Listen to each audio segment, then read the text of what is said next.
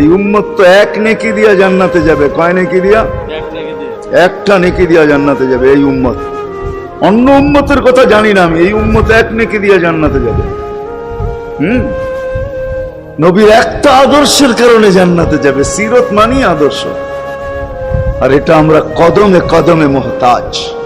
কেননা এই ছোট জীবনটা যদি গ্রহণযোগ্যতা পর্যন্ত পৌঁছাইতে হয় আল্লাহর কাছে, চাই নারী হই, চাই যুবক হই, চাই বৃদ্ধ হই, যেই মানুষই হই না কেন, যেখানেরই হই না কেন, যেই বাসারই হই না কেন, যেই বর্ণেরই হই না কেন, যেই পেশারই হই না কেন, যেই সোসাইটিরই হই না কেন, এই জীবনটাকে যদি গ্রহণযোগ্যতা পর্যন্ত পৌঁছাইতে হয় কার কাছে? দুনিয়া আলাদের কাছে না, মালিকের কাছে, যিনি এক ফোঁটা পানির থেকে অস্তিত্ব দিছেন, যার কাছে আবার আমাদেরকে ফিরা যেতে হবে।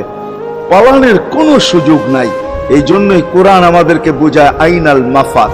আল্লাহ বলতেছে কোথায় ভাগবে তুমি, বলো কোথায় ভাগবে? কবির কথাই সত্য, যদিও নাকি পালাও তুমি আকাশেতে লাগিয়ে সিঁড়ি লাগাও যদি আকাশে চলে যাও, তো আল্লাহ বলে তোমার বাগার কোনো সুযোগ নাই। কেননা ইল্লা বিসুলতান, ওইখানেও আমার রাজত্ব, এইখানেও আমার রাজত্ব, ডাইনো আমার রাজত্ব, বামে আগে পিছে উপরে নিচে সর্বত্র আমার রাজত্ব। আমার রাজত্বের বাহিরে যাওয়ার ক্ষমতা তোমাদের নাই।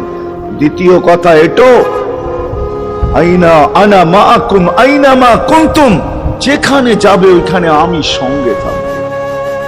আমাকে দূর করতে পারবে না।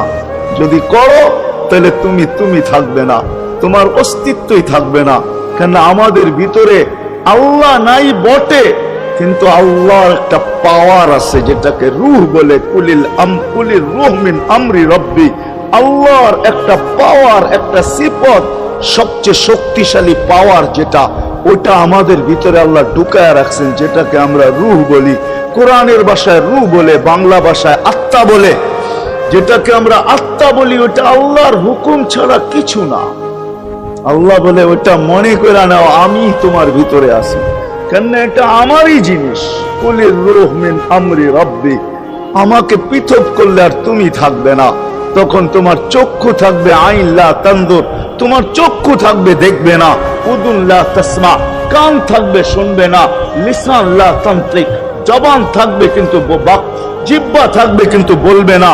আকলুন লা তুমাইয়িজ, তোমার মগজ থাকবে ভালো মন্দ বুঝবে না। কলব লা তাতাফাক্কার, দিল থাকবে কিন্তু চিন্তা করার ক্ষমতা তোমার থাকবে না। ইয়াত লা তাফতিশ, হাত থাকবে ধরবে না। রিজল লা তামশি, পাও থাকবে চলবে না। তুমি হবে লাশ। আল্লাহ পর্যন্ত যদি গ্রহণযোগ্যতায় পৌঁছাইতে